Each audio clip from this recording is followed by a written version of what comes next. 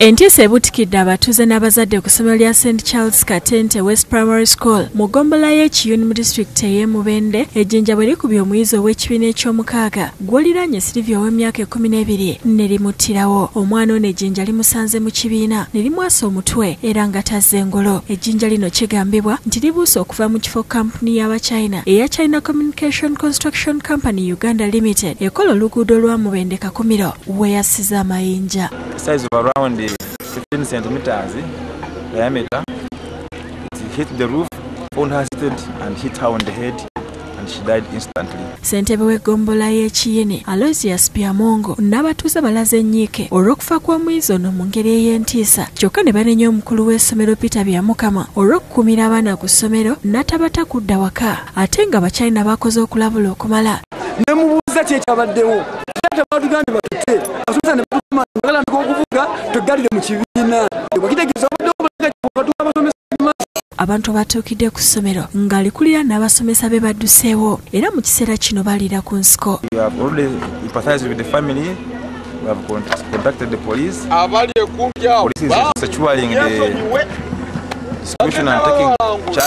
Poliisi omulambo guggyewo ne gutwalibwa mu ggwanika ly'eddwaliro ekkulu e Mubende okwongera okwekebejjebwa. Nga tukyali e Mubende, eby'omusawo w'ekinnansi Richard Sonko tebinaggwa. Moses Sekiranda omu ku bantu 6 bavunaanibwa nabo bwakiriza omusango. Sekiranda abadde mu maaso g'omulamuzi wa kkooti enkulu e Mubende Joseph Mulangira ategeezezza kkooti nga bwe baamutuma agende yeefuula omukozi mu maka ga Rachel Kaseego maama w'omwana Clive Kisitu eyasaddaakibwa era nti yamalayo emyezi 2 gyokka n'alyoka babbirayo omwana n'amutwalira Sonko ne banne nga ye tamanyi kigendererwa kye balina era nti teyaddamu kumanya bikwata ku mwana oyo. Asobola okumubaddayo akwasa baali bazira engoye ezaabwe ziri ne bazimwambulamu nemwagaziza akadde akusama nekyaddirira.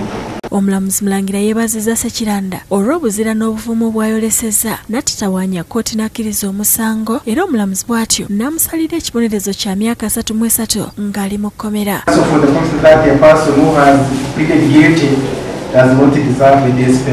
Alagidde abakuumi b'amakomera obutazza musibe ono mu kkomera lye limu ne banne bwe bavunaanibwa ku musango guno n'alagira ye atwalibwe Luzira. Omulamuzi era agambye nti omusango gukyuse nga n'omusawo Sonko ne Veronica Tebitendwa abaali beeyimirirwa nga bawoza bava bweru okwemirirwa kwabwe kusaziddwamu nga kati batwaliddwa mu kkomera ly'e Mayinaayina e Mubende nga bakudda mu kkooti ng'ennaku z'omwezi 19 omwezi guno. Mama w'omugenzi Kaseego ne kitaawe Kasolo Samuel bagambye nti kati omusango ogutuuse gubawa essuubi nti bayinza okufuna obwenkanya. Era twebaza byonna ebigenda mu maaso twagala tuli kati tulaba nga sigedda muziri kutte bulungi ensonga zaffe. Musa Kaboggoza yakusakidde eggulire lino ku lwa Bukedde TV.